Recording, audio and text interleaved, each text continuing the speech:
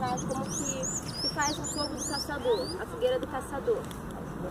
Normalmente, a fogueira do caçador, ela é feita com 2 troncos, onde está agora o tijolo. Esses 2 troncos geralmente são maiores, né? E eles são verdes. Por que verdes? Porque geralmente, para evitar esse contato muito com fogo e evitar assim, de queimar rapidamente. E no centro da fogueira, como está aqui, na fogueira, é onde fica a lenha para aquecer, e a panela fica aqui ó, na base desse tijolo, ou no caso do tronco, que seria do outro tipo do caçador. Bom, a gente tem aqui algumas coisas. A gente tem que ficar sempre contra a direção do vento, para não vir a fumaça na nossa cara, a gente não ficar, enfim, respirar a fumaça. Não podemos usar também folhas verdes, porque abafa o fogo e o fogo não vai crescer.